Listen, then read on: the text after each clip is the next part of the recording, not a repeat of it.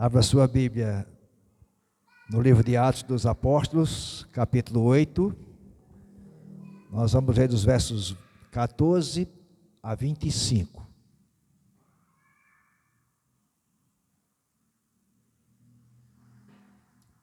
Atos, capítulo 8, versos 14 a 25. Após a leitura, permaneça com a sua Bíblia aberta, por favor, para acompanhar a exposição dessa palavra. Quando os apóstolos que estavam em Jerusalém ouviram que o povo de Samaria tinha recebido a palavra de Deus, enviaram-lhes Pedro e João. Chegando ali, oraram por eles para que recebessem o Espírito Santo, pois o Espírito ainda não havia descido sobre nenhum deles. Tinham apenas sido batizados em nome do Senhor Jesus. Então, lhes impuseram as mãos e eles receberam o Espírito Santo. Quando Simão viu que pelo fato de os apóstolos imporem as mãos era concedido o Espírito Santo, ofereceu-lhes dinheiro, dizendo: deem também a mim este poder, para que a pessoa sobre a qual eu impuser as mãos receba o Espírito Santo. Mas Pedro respondeu: que o seu dinheiro seja destruído junto com você, pois você pensou que com ele poderia adquirir o dom de Deus. Não existe porção nem parte para você neste ministério, porque o seu coração não é reto diante de Deus. Portanto, arrependa-se desse mal e ore ao Senhor.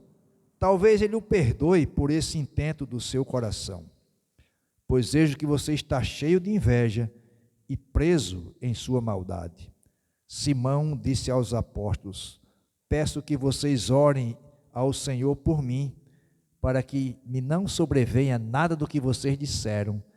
Eles, porém, tendo dado o seu testemunho e pregado a palavra do Senhor, voltaram para Jerusalém e evangelizavam muitas aldeias dos samaritanos. Até aqui. Meus amados, tema de hoje: o Espírito Santo, o dom de Deus para os samaritanos. Lembrar nosso tema maior: a soberana vontade de Deus e a ação do Espírito Santo na vida da igreja. E essa parte que nós separamos nessa noite nos diz o seguinte: o assunto do texto é o Espírito Santo sendo concedido também aos samaritanos. E por que esse destaque? Os samaritanos vão receber também o Evangelho como parte imprescindível do crescimento da igreja naqueles dias. Volte seus olhos aí para o capítulo 1, versículo 8. Eu sei que você já sabe até esse versículo. Recebereis poder ao descer sobre vós o Espírito Santo, e serão minhas testemunhas. Aonde? Em Jerusalém, na Judéia e... Então essa promessa está se cumprindo agora. O Evangelho chegou a Samaria e o Espírito Santo chegou a Samaria também. E por que é o dom de Deus? Se você olhar para o versículo 20 desse capítulo 8, diz lá que o dom de Deus no final. E aí é Simão querendo adquirir isso de maneira não muito correta. Meus amados, o Espírito Santo é quem ensina a palavra de Cristo, é quem nos faz lembrar de tudo que dela aprendemos. Ele é o penhor da nossa herança, até o resgate da sua propriedade. Paulo diz isso quando escreve aos Efésios, capítulo 1, verso 14. Ou seja, é o Espírito Santo habitando em nós, que é a garantia de que no dia da volta do Senhor Jesus, nós seremos recolhidos para a glória eterna. É o Espírito Santo que nos dá isso. É Ele quem frutifica em nós o seu fruto. Gálatas 5, 22 e 23 vai mostrar o fruto do Espírito em 9 virtudes. É esse Espírito Santo, ou é o Espírito Santo, quem vai trazer isso para nós. É o Espírito Santo quem regenera o coração do pecador, dando-lhe a vida em Cristo Jesus, conforme Romanos 8:11, que diz o seguinte: se habita em vós o Espírito daquele que ressuscitou a Jesus dentre os mortos, esse mesmo que ressuscitou a Cristo Jesus dentre os mortos, vivificará também o vosso corpo mortal, por meio de seu Espírito, que em vós habita. Ou seja, esse dom de Deus, o Espírito Santo, também chegou para os samaritanos, cumprindo assim a profecia ou a promessa de Jesus, lá em Atos 1:8. E nesta noite, eu quero destacar 3 aspectos sobre o Espírito Santo que nos foi dado por Deus. Quais seja? Primeiro, ele unifica a igreja de Cristo, versos 14 a 17. Segundo, ele purifica a igreja de Cristo, versos 18 a 24. E terceiro, ele intensifica nosso amor por Cristo, verso 25. Então, olhemos detalhadamente cada um desses 3 aspectos. Primeiro, destacando que o Espírito Santo unifica a igreja de Cristo, versos 14 a 17. Qual a razão para a igreja de Jerusalém enviar Pedro e João lá para Samaria? Verso 14 diz isso aí. Quando os apóstolos que estavam em Jerusalém ouviram que o povo de Samaria tinha recebido a palavra de Deus, enviaram-lhes Pedro e João. Qual a razão disso? Será que foi para aprovar o trabalho de Filipe? Lembre que o evangelho chega em Samaria por conta de Filipe, que vai para lá anunciar o evangelho. Será porque faltava a Filipe o dom do Espírito Santo? Será que havia algo errado e precisava ser adequado na igreja de Samaria? São perguntas que a gente olha para o texto. Por que enviaram lá Pedro e João para Samaria? Meus amados, a gente olha para o texto e olha para o contexto maior e claramente podemos perceber que o trabalho de Filipe não precisava de aprovação dos apóstolos, pelo fato de que o evangelho que ele pregava era o próprio Cristo e o reino de Deus. Veja o versículo 4 do capítulo 8. Enquanto isso, os que foram dispersos iam por toda parte pregando a palavra. Verso 5. Filipe foi à cidade de Samaria e anunciava Cristo ao povo dali. Portanto, não havia nenhum problema com a pregação de Filipe. Não faltava a Filipe o dom do Espírito Santo, pois ele era cheio do Espírito. Capítulo 6, verso 3, foi eleito, não é, como diácono, porque era cheio do Espírito. Então, não havia problema quanto a Filipe estar pregando em Samaria e também a falar a respeito do Evangelho, porque ele era cheio do Espírito Santo. Não havia nada de inadequado com aquele povo, com os crentes de Samaria. Porque eles tinham sido salvos, porque creram na palavra de Deus anunciada por Filipe. Então, qual a razão da igreja de Jerusalém enviar Pedro e João lá para Samaria? Os versos 15 e 16 vão nos dizer a razão disso.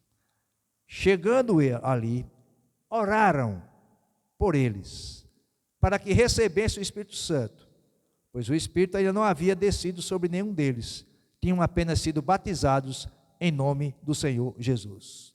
E aqui nós temos que ter cuidado no entendimento e interpretação desses 2 versículos, porque há aqueles que creem que após a conversão de uma pessoa, é necessário o que se chama de uma segunda bênção. Era isso que os samaritanos não tinham. Alguns vão defender isso, e nós vamos mostrar porque entendemos diferente. Isto é, a visitação do Espírito Santo, para se tornarem cheios dele. toma esse texto, esses 2 versículos e alguns outros textos para dar base a isso. Contudo, esses 2 versículos, esse texto, não dá base para tal afirmação. E por quê? Porque, amados, o que está acontecendo aqui é que Filipe pregou o evangelho, as pessoas creram, e Filipe entendeu que eles eram crentes. Mas Filipe os batizou, verso 17, vai dizer que eles foram batizados em nome de Jesus. Simples. Faltava algo mais. E foi preciso que Pedro e João orassem para que eles recebessem o Espírito Santo. E por que isso? Por que não Filipe? Para comprovar que a autoridade da igreja primeira estava sob os apóstolos.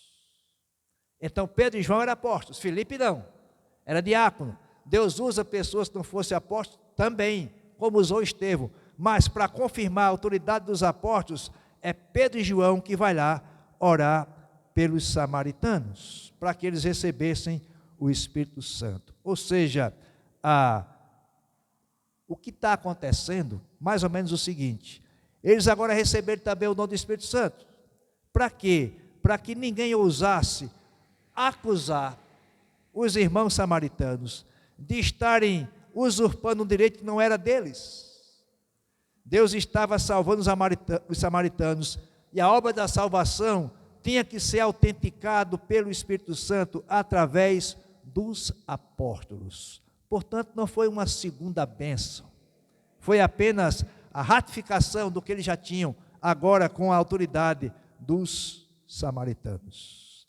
E, meus amados, é interessante também perceber como Lucas registra os fatos. Observe que um dos apóstolos que vai para Samaria é João.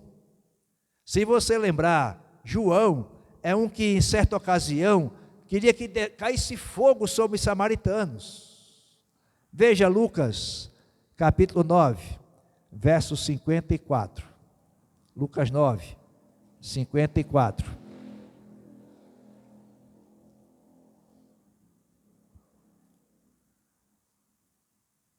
Os samaritanos não receberam Jesus, quando ia passando lá. Aí, vendo isto, os discípulos Tiago e João perguntaram: Senhor, quer que mandemos descer fogo do céu para os consumir? Interessante, agora esse João está indo lá para impor as mãos sobre os samaritanos, e Lucas faz questão de registrar isso, para que fique bem claro para nós, que a obra do Evangelho transforma as pessoas. João caminhou com Jesus, mas nesse instante, João, que era apelidado de filho do trovão, queria descer fogo do céu para acabar com os samaritanos. E há uma razão para isso: os judeus não se davam bem com os samaritanos. Desde lá, do cativeiro assírio, em que os samaritanos foram cativos e se misturaram com o povo assírio, tanto na questão da raça como da religião. Por isso, havia essa disputa de não se aceitar os samaritanos como povo de Deus também. Lembra-se do encontro da mulher samaritana com Jesus? Mesma coisa. Agora João, esse que queria descer fogo, agora o desejo de João é ver os samaritanos salvos e não destruídos. Meus amados, é porque o mesmo Espírito derramado em Jerusalém, no Pentecostes, é agora derramado sobre os crentes de Samaria. O mesmo. E o livro de Atos registra 4 derramamentos do Espírito Santo. Só 4. Primeiro, Atos 2, Pentecostes, lá em Jerusalém. O segundo, aqui sobre os samaritanos, Atos 8. O terceiro, sobre os prosélitos gentios, convertidos ao judaísmo, Atos 10, Pedro lá na casa de Cornélio. E depois, Atos 19, sobre os gentios em Éfeso. Só esses 4 derramamentos especiais do Espírito Santo, e não mais. Por quê? Porque a igreja está agora se estruturando para ser a igreja de Jesus Cristo. Ela começa do Pentecostes e agora está se propagando. Observe o verso 17. Então lhes impuseram as mãos e eles receberam o Espírito Santo. Então o ato de impor as mãos sobre os samaritanos era meramente simbólico, mostrando assim a completa participação dos samaritanos na igreja cristã agora. Eles fazem parte do povo de Deus. Ou seja, meus amados, o Espírito Santo, assim como o próprio Senhor, com seu sacrifício, unifica a igreja de Cristo, fazendo com que grupos não somente diferentes, mas até mesmo rivais entre si, sejam unificados e reunidos no mesmo corpo. É isso que Lucas registra no livro de Atos, para que nós entendamos. O Espírito Santo, ele unifica a igreja. Então, não há razão de ser de nos dividirmos enquanto igreja, não igreja local, igreja cristã no Brasil ou onde estejamos, por ação do Espírito Santo. Ele é que unifica a igreja e não separa. As nossas diferenças devem ser unificadas no Espírito Santo e pelo Espírito Santo. É isso que Lucas registra aqui para nós. Mas o segundo aspecto em que o Espírito Santo nos foi dado por Deus é que ele purifica a igreja de Cristo. Versos 18 a 24.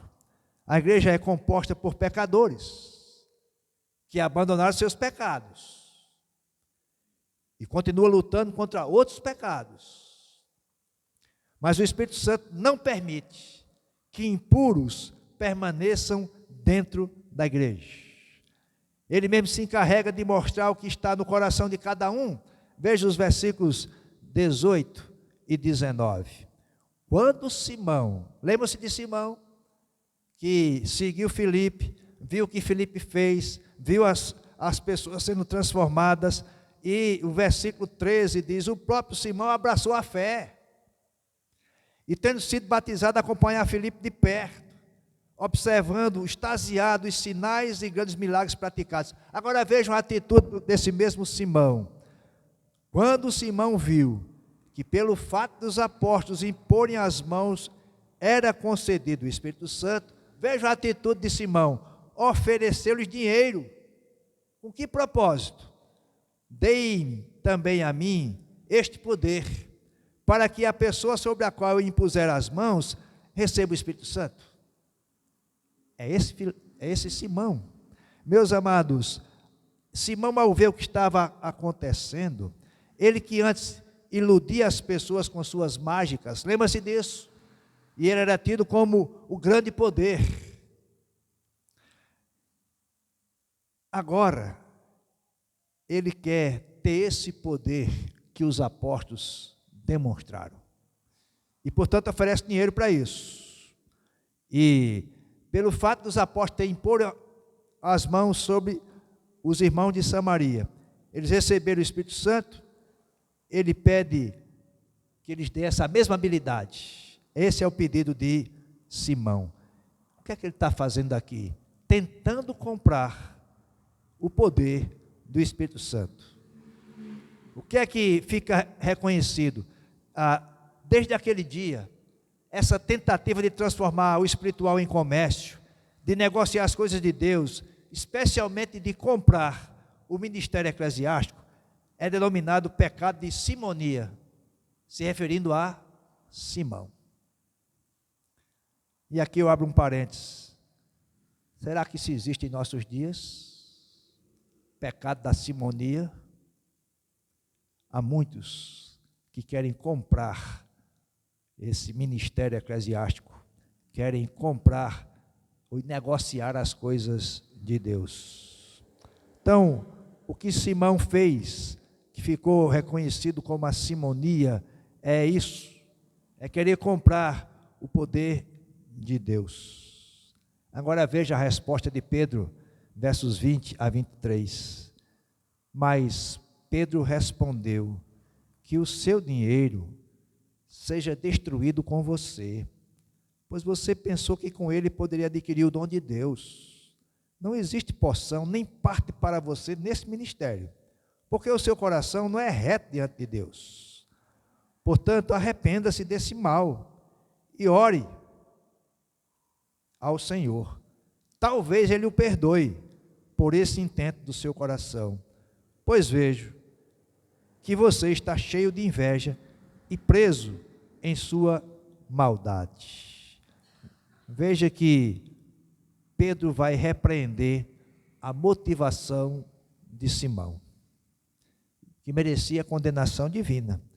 Literalmente, meus amados, o versículo 20, quando Pedro diz que o seu dinheiro seja destruído junto com você, literalmente Pedro está dizendo: vá para o inferno com o seu dinheiro. Palavra dura essa de Pedro, diria alguém, não é? Mas, amados, essas palavras, ainda que soem ofensivas e grosseiras, ela é importante porque aqui destaca o zelo de Pedro para com a glória de Deus e a honra do Espírito Santo. Simão, o seu dinheiro vai servir para a sua condenação, vá para o inferno com esse seu dinheiro. E, meus amados, Pedro continua e mostrando que Simão foi excluído completamente da comunidade da fé. Veja que diz: não existe porção nem parte para você neste ministério. Porque ele estava totalmente desqualificado para receber o Espírito Santo, pois seu coração não era reto diante de Deus. Não podia ser um proclamador das boas novas do Evangelho, nem testemunhar.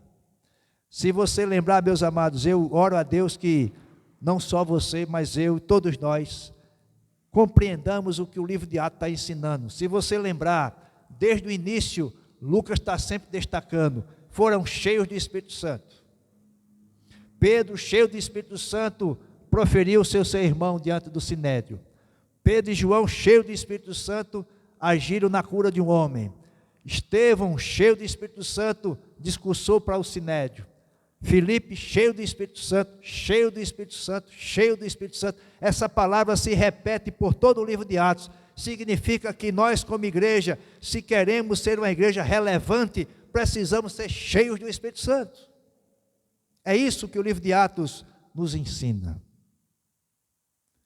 Mas, olhando para o que Pedro está dizendo para Simão, Pedro mostra o que é o Evangelho. Veja o versículo 22, havia esperança para ele, desde que se arrependesse da maldade do seu coração e rogasse a Deus por perdão. Pedro, portanto, está mostrando para Simão que somente uma atitude sincera de arrependimento, de clamor, desesperado por Deus, poderia abrir a porta do perdão. Só isso. Verso 23 mostra que, ao retomar a questão, mostrando a situação do coração de Simão, Pedro ressalta a terrível miséria e desgraça em que estava envolto a alma de Simão. Isso aqui, amados, nos chama a atenção, porque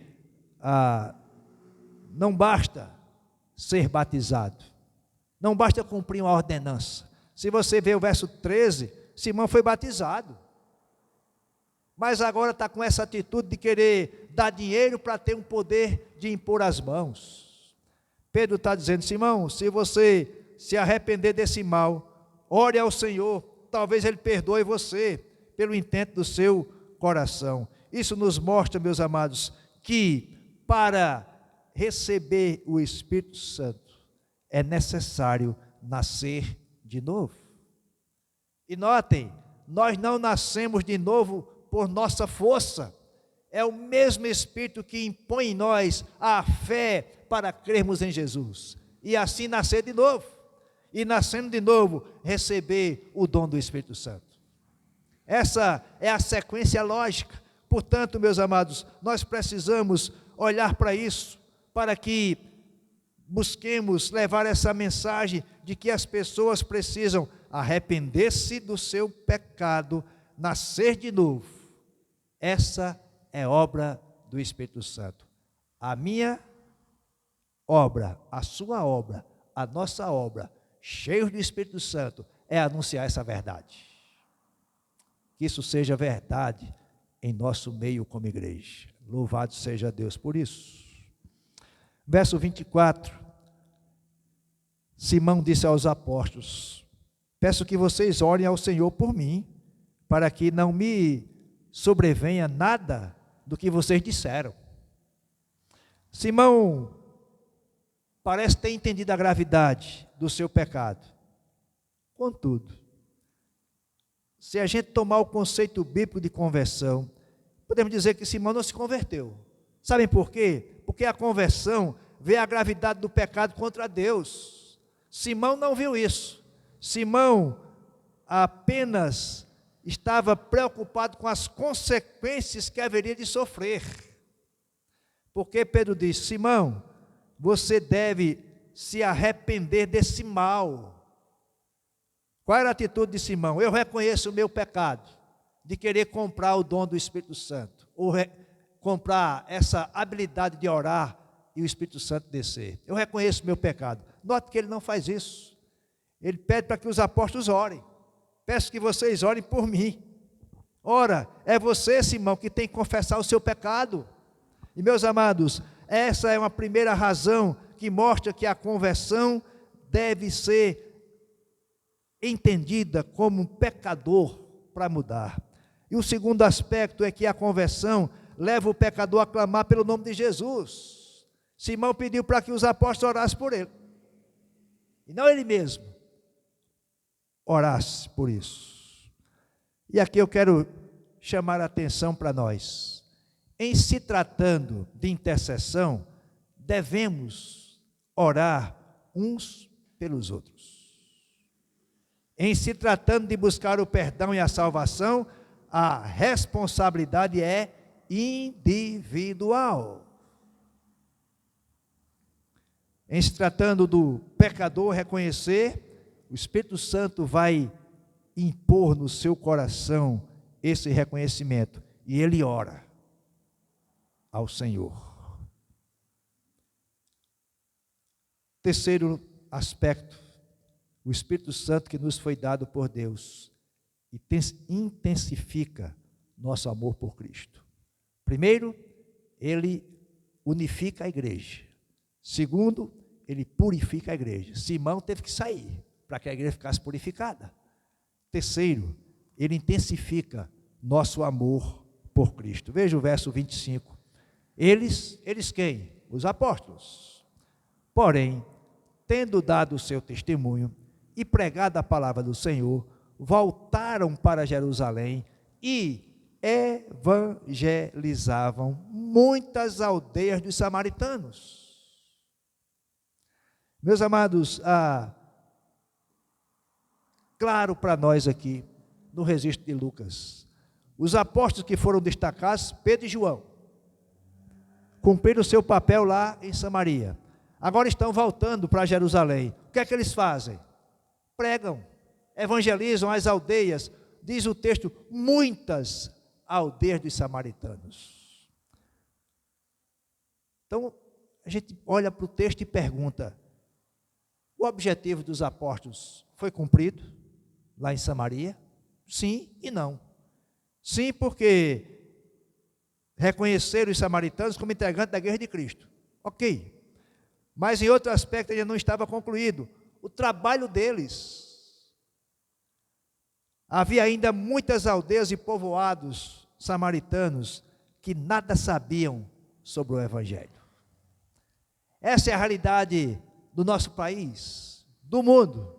Ainda há muitos lugares, povoados, povos, segmentos não alcançados com a mensagem do Evangelho. E essa é tarefa minha e sua, para fazer. Mas eu não sou missionário, pastor, nem eu. Não é? Deus nunca me chamou para ser missionário, no sentido absoluto da palavra. Mas somos missionários porque anunciamos o Evangelho por onde formos. Somos missionários quando intercedemos pela obra missionária, para que Deus sustente aqueles que lá estão. Somos missionários quando abrimos nossos bolsos e carteiras e contribuímos para a obra missionária. Esse é um conjunto do qual nós fazemos parte para falar do Evangelho dos locais ainda não alcançados. Pedro e João, esses apóstolos, não se intimidaram com a perseguição. Aproveitaram as oportunidades e, ao voltarem para Jerusalém, pregaram o Evangelho em muitas aldeias dos samaritanos. Meus amados, o Espírito Santo, no coração dos filhos de Deus, os impulsiona a realizar a obra do Senhor. Ele, o Espírito Santo, intensifica em nós o amor por Cristo e por sua igreja. Meus amados, se eu e você não estivermos ardendo de amor pelo Evangelho e pela igreja, está nos faltando ser cheios do Espírito Santo. Você já tem o Espírito Santo. No dia que você recebeu a graça da salvação, você recebeu o dom do Espírito Santo. E eu também. Mas nós precisamos ser cheios do Espírito Santo. Essa é a recomendação de Paulo para a igreja de Éfeso, e é para nós também. Só estando cheios do Espírito Santo, nós vamos ter amor pela obra de Cristo e pela igreja de Cristo. E Paulo escreve aos Romanos, capítulo 5 e versículo 5. Ora, a esperança não se confunde, porque o amor de Deus é derramado em nosso coração pelo Espírito Santo que nos foi outorgado. É este amor de Deus derramado pelo Espírito Santo que nos faz amar a Cristo e a sua igreja. Portanto, o amor de Deus derramado em nosso coração por meio do Espírito Santo é que nos habilita a pregarmos a palavra de Deus, a anunciarmos o Evangelho de Jesus Cristo. O amor nunca se esgota, pelo contrário, deve aumentar a cada dia, quando o Espírito Santo habita em nós, nos enchendo.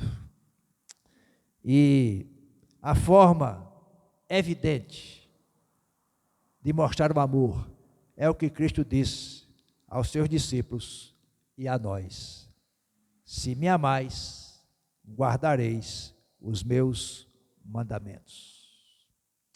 Se Ele nos manda pregar o Evangelho, esse é um mandamento dele para nós. O Espírito Santo vai não somente nos impulsionar, mas também nos direcionar em fazermos o que Deus quer que façamos. Hoje pela manhã, no estudo da EBD, nosso irmão Caio destacou muito claramente para nós: é o Espírito Santo que cria o ambiente, é o Espírito Santo que motiva quem vai anunciar o Evangelho, é o Espírito Santo que enche quem vai ouvir a palavra, é o Espírito Santo que muda aqueles que vão ouvir a palavra. Tudo é o Espírito Santo. Nós somos apenas instrumentos.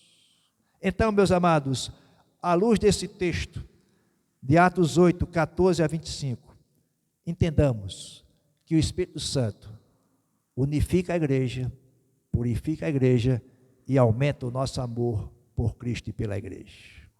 Amém? Louvado seja Deus por isso. Eu quero concluir com algumas lições e aplicações. Primeiro, lembre dos versículos 14 a 17. O Espírito Santo é quem unifica a igreja de Cristo. É Ele quem liga os salvos ao corpo de Cristo. É o Espírito Santo quem unifica a igreja. Mas note, para que nós apliquemos isso e guardemos, mas é a igreja que deve diligentemente preservar essa unidade promovida pelo Espírito. Entenderam? É o Espírito Santo que vai unificar a igreja. Mas é a igreja que deve diligentemente preservar essa unidade. E aí, para que você aplique na sua vida, você tem se esforçado diligentemente para derrubar quaisquer diferenças entre nós, para mantermos essa unidade do Espírito Santo? Pense nisso. Diferenças vão existir sempre, mas o Espírito Santo que habita em nós é que nos vai fazer esforçar-nos para diligentemente derrubar essas diferenças e vivermos na unidade do Espírito. Louvado seja Deus por isso. Segunda lição e aplicação para nós, os versículos 18 a 24. Nesse relato do final de Simão o Mágico, podemos tirar uma lição preciosa no que diz respeito a tolerarmos as atitudes equivocadas das pessoas. E como eu disse, parece que a palavra de Pedro é dura, né? E alguém vai defender, não precisamos agir assim. Será? Pedro claramente confronta Simão, claramente. E aí, meus amados, qual a aplicação para nós? Não tenhamos receio de confrontar os pecadores.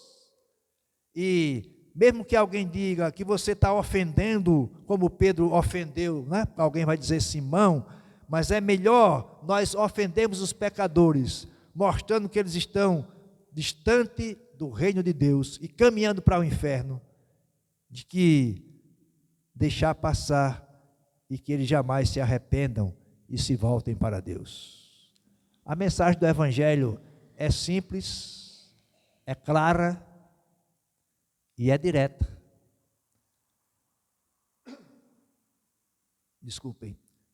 João Batista veio antes de Jesus e anunciou: arrependam-se, o reino de Deus está chegando.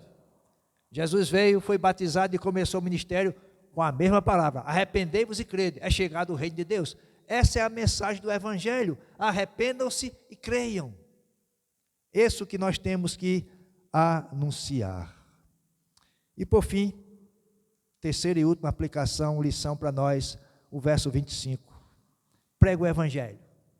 Não dê por acabado o seu trabalho enquanto houver fôlego em seus pulmões.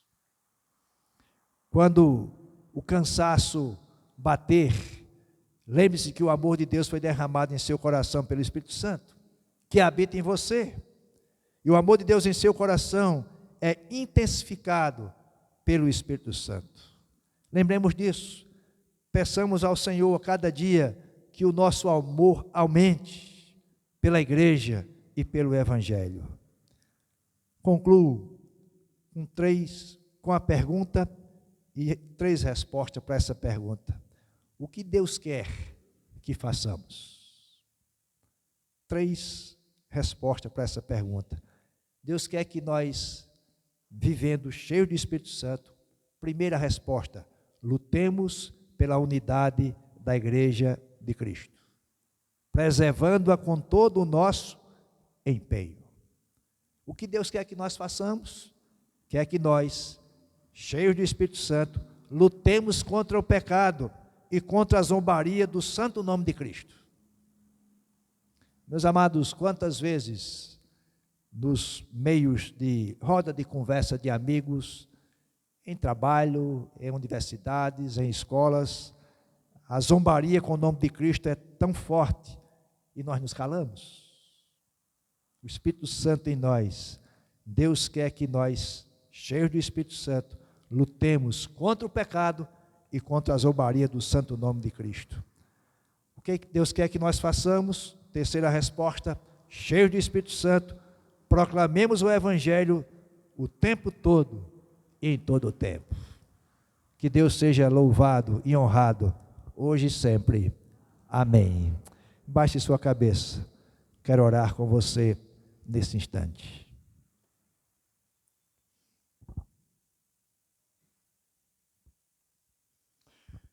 Ó Senhor, Deus de todo o poder, Tua palavra, Senhor, nessa noite, lida e explanada na direção do Teu Santo Espírito,